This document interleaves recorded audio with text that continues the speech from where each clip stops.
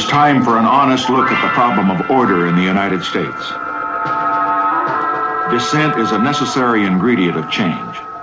But in a system of government that provides for peaceful change, there is no cause that justifies resort to violence.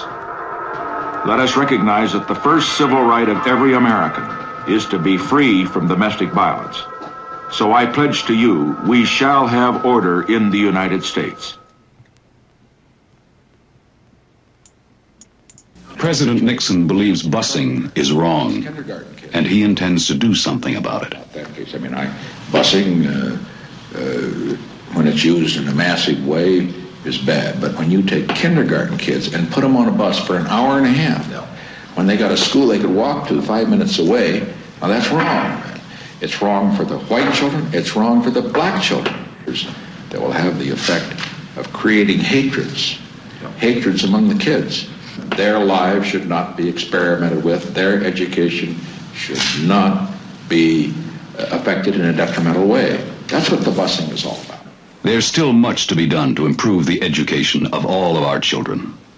This is why we need President Nixon, now, more than ever. As you can see from the two campaign videos of Richard Nixon, there's a very political aspect to desegregation. It's not just an ethical conversation, it's also a power conversation. So in the first video, where he's talking about the first civil right and emphasizing law and order, we can see that he's re-articulating the civil rights movement as just basically lawbreakers. In other words, he's not making a distinction between someone like Dr. King getting arrested and someone robbing a bank. He's just saying you broke the law. And so re-articulating the civil rights movement from that context is obviously not very accurate or really relevant to a lot of the reasons why people were out doing what they were doing. Then the second one, you can see he's making an argument where it's appearing that, he's just arguing for what's educationally best. But his argument is basically saying leave things the way they are. And in that context, he's using local control as a way to avoid meaningful desegregation. So some of the court cases that also continued this trend of retrenchment, of backlash against meaningful desegregation are the Rodriguez case, Milliken, and then the Dowell case, as you can see on the PowerPoint here. Now, the Rodriguez case is something that had a lot of implications, not only for desegregation, but also for school finance. Rodriguez was a case brought by low-income Mexican-American families in San Antonio, Texas. And their argument, in a nutshell, was that even though they were taxing themselves at a higher rate, they still had less resources for their school because of the way that the funding formula was set up in the state of Texas. And they were correct. Basically what the formula did was it allowed people who had more property wealth to tax themselves at a lower rate, but they'd still generate more revenue for the school. And since the state contributed very little to the formula, and it mostly relied on local wealth to pay for schooling, that created enormous inequalities between districts. So what the Mexican-American parents were arguing is that's not fair, the formula is inappropriate, and that they were being discriminated against based on class and based on race. So they actually were supported in the federal court, but then the state of Texas appealed, and they took it to the Supreme Court. I'm sorry, the San Antonio School District appealed, and it went to the Supreme Court. The Supreme Court's ruling here is very important. It had a lot of implications for desegregation and for finance. The first implication is that the court separated race from class. It said, yes, race is a suspect category, meaning if there's a policy that has unequal outcomes based on race, then we have to take a harder look at that because we're assuming that's not legit. However, there's no similar protection of rights based on economic status anywhere in the Constitution. For race, you have the 14th Amendment, but there's nothing in the federal Constitution that says you have a right not to be poor or that you have a right to equal outcomes based on class. And so they kind of shot down their argument on that one. So in other words, what they did for desegregation is they separated race from class as an argument, even though in real life, obviously, those two things are quite often very intertwined. The second big implication is they said this is not a federal matter.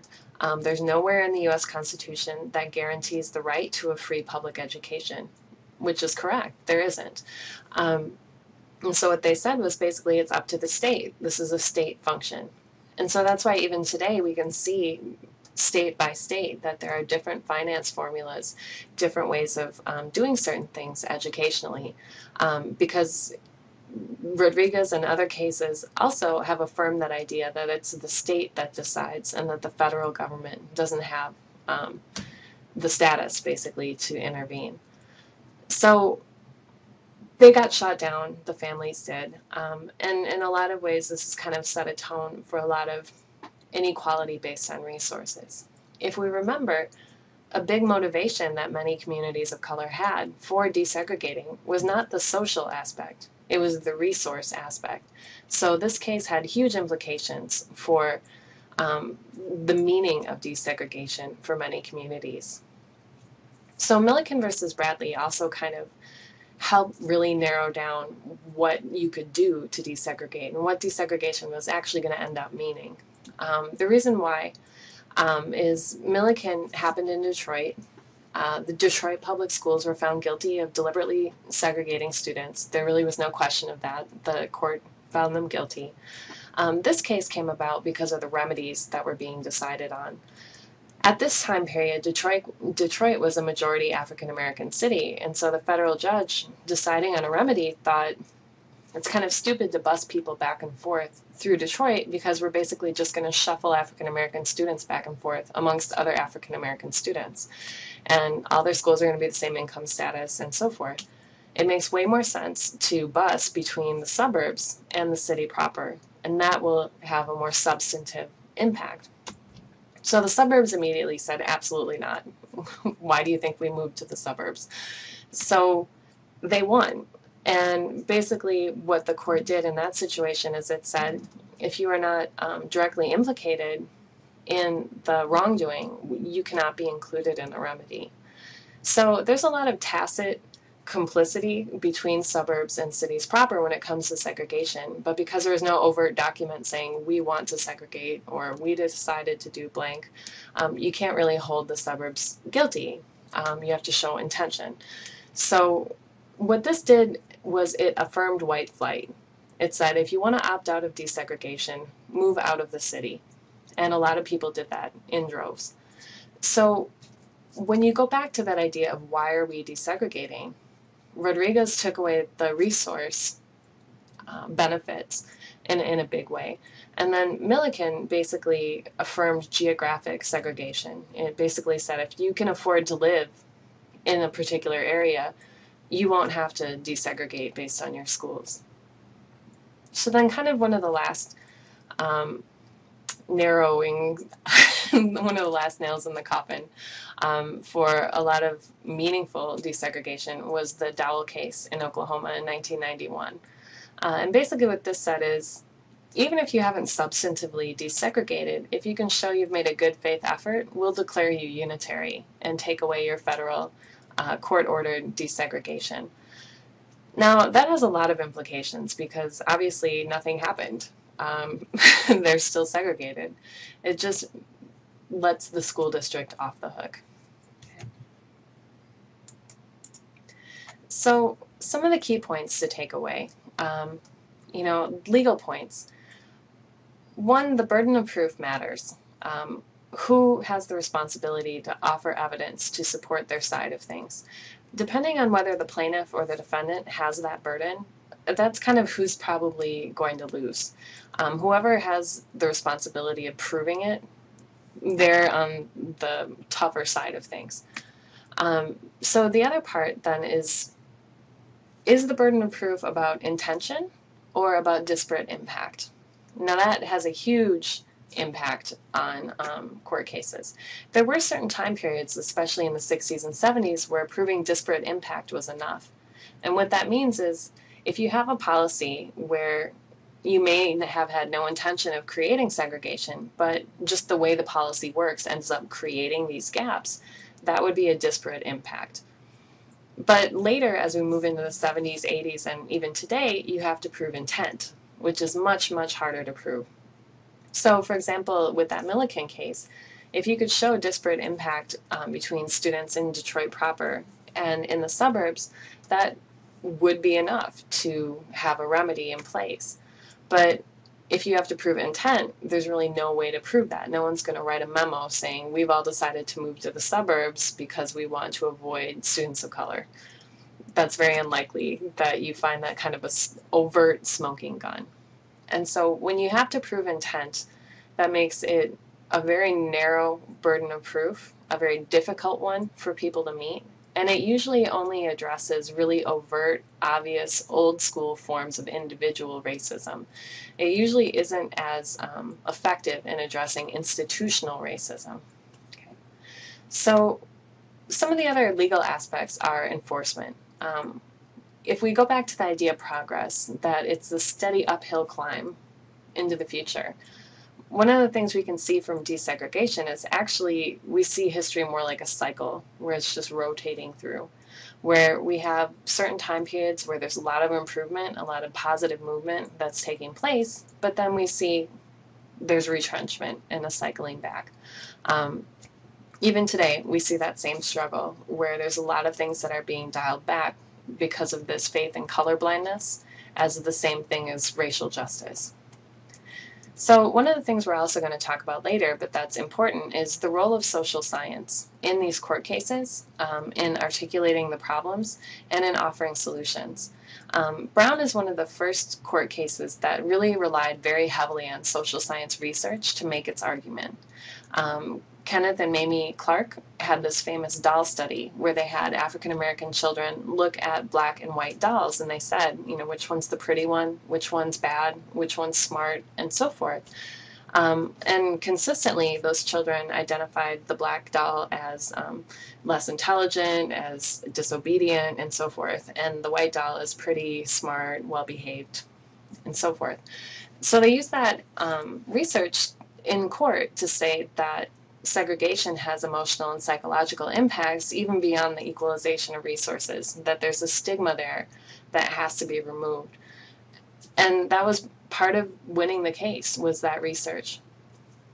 As we move forward in time, we can see that that's a really tricky thing to use social science research in that way, because these are very political conversations and because research is not neutral. So we see a lot of advocacy research or a lot of skewed ideology inside the research, where people are basically constructing studies to argue a point rather than a more neutral fact-finding and interpretation.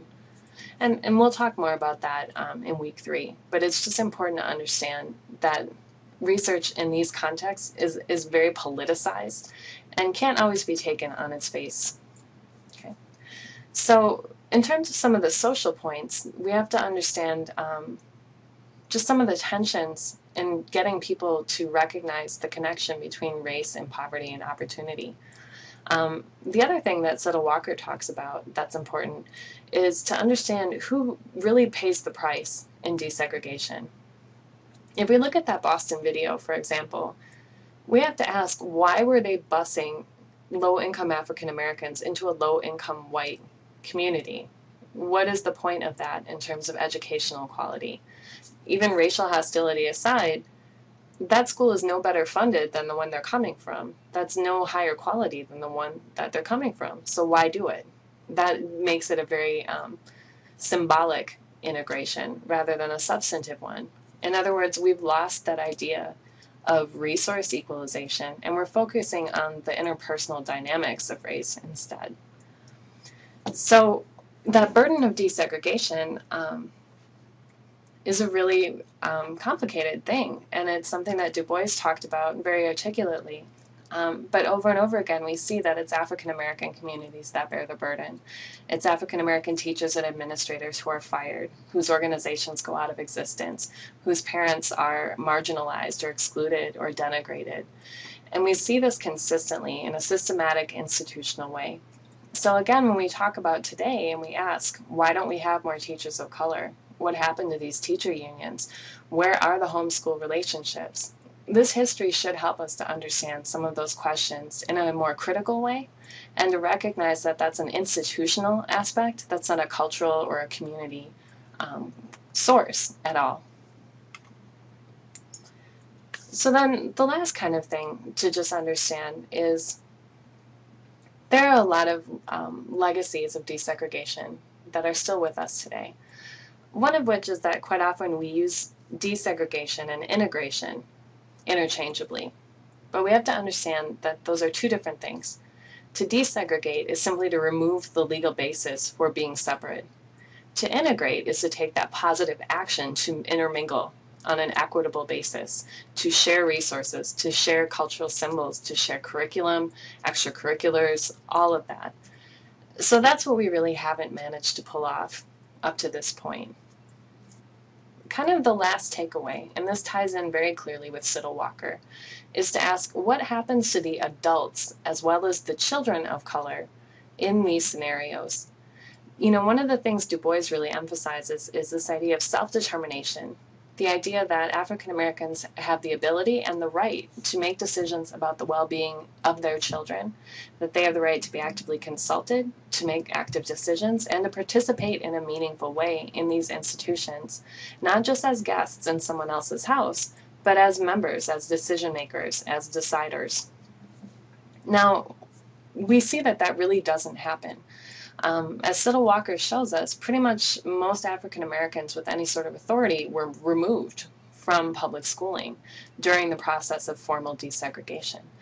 And even today, we hear the way that we talk about adults in communities of color as a barrier to education rather than as partners in education or as people who are more knowledgeable about their children than the white teachers are. So this becomes a huge problem, and it's a problem that's still with us today. So that's kind of the idea I want to leave you with, is what happens to the adults? So if we have children who are intermingling, but all the teachers are white, all the principals are white, all the administrators are white, we do not have desegregation.